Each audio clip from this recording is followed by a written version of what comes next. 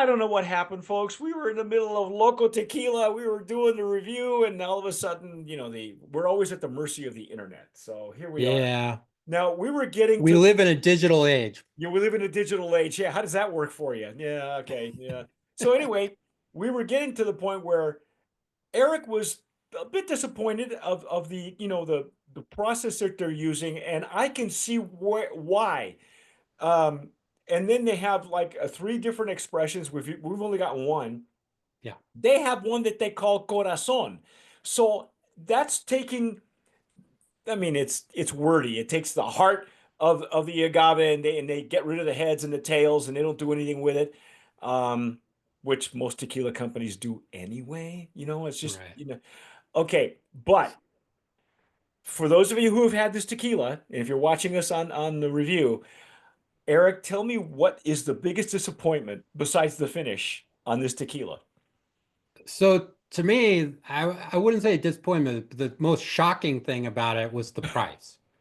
So a so on their website, the Blanco for 750 is $135. That you know what? That was I had to close all my windows in order to restart this computer. So I don't have the press release up like I did before, but I did notice that was 130 something, right?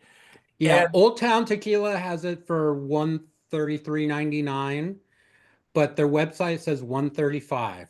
And that is a lot in my mind for a 40% Blanco tequila that with just no seems finish, virtually with no. no finish and very little body. And, you know, There there's a that's a there's a stretch for me. there's a discrepancy there. There's no parity. There's no equilibrium Yeah. as far as we can tell. Again, the Yeah. bottle is heavy. Yeah. They spent a lot of money on the packaging. You saw the box.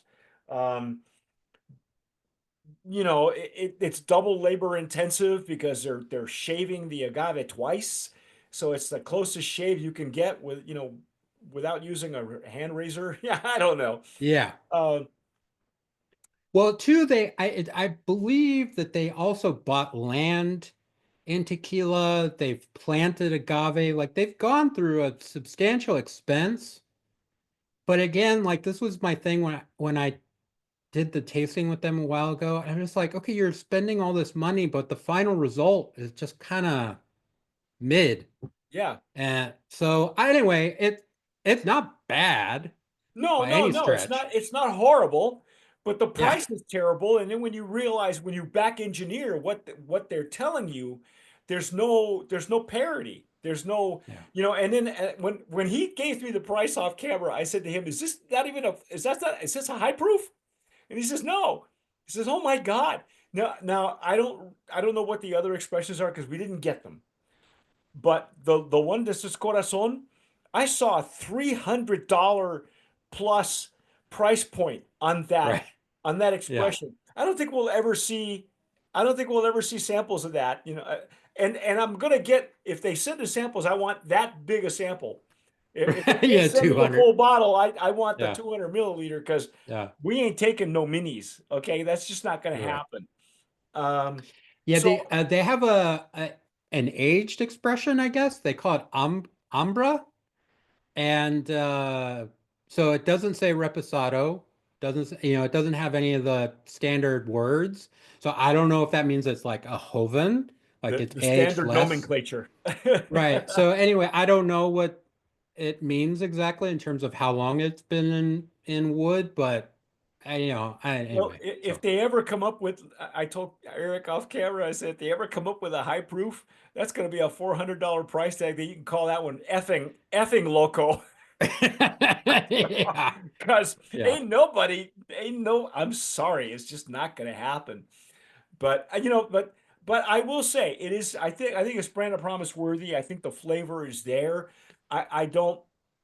They're not doing anything special or different. They're using the same stuff that Cascawin will use, and they're not, it's from their region. It's a single estate, which is a little bit Right. different.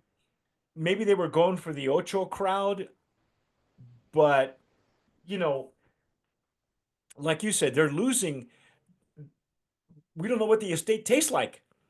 Right. Okay, right? I mean, we got Right. everything going for it, the flavor, but the double shave, I think, is where they're losing the body, and they're losing, I think, any after finish, and Yeah. I'm and then making it even more labor intensive. So Yeah. Okay, so this just came to my mind. The most, I would say, the most generous sort of perspective on this is that they're going for people who are concerned with price, right? They're concerned with this appearance of premium, right? That all over their product, they talk about being ultra premium. right, Um, and so, the only thing I can think of is they're going after a target market who's not interested in super classic tequila. It is well made, but yes, they don't want a lot of complexity. So I think that's really what they're aiming for. And so um I think that maybe in that kind of setting for that person, maybe it's bottle service, Target, I don't know. Um, it's not tied to a celebrity, but I think maybe that's the direction, because otherwise I'm just kind of confused. So yeah. Well, they're nice people, it's not and uncommon that the marketing doesn't match the liquid, doesn't match the name. yeah, How many times have you and I have seen this? I mean, we've been right. drinking for a long time. We've seen brands come and go, Yeah, and sometimes it's never the perfect storm. And right. they're not that many. I mean, some of them survive for lots of reasons. Right. you know. But that's our take. If you folks have had it and you're watching us on YouTube, please let us know what you're doing with your bad internet, like I am. But yeah, leave us a comment, leave us an emoji, tell us what you're doing with it, tell us what you're paying for it, because I want to know what other parts of the country are paying for it. Um, and whether you like it or not, and are you putting it in a cocktail? And I got to tell you, for that price, I would really hesitate to put this in a margarita. I Right. would. But if you're a sipper looking for maybe a bit more complexity, stick to nosing it.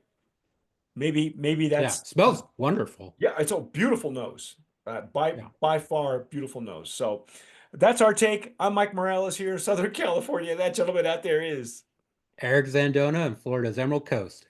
You've been watching and listening to Sipping Off the Cuff on Tequila Aficionado Media. All of our channels and networks. Please subscribe, hit the notification bell, give us a like, leave us a comment, and whatever you do, tomar sabiamente. Sip wisely.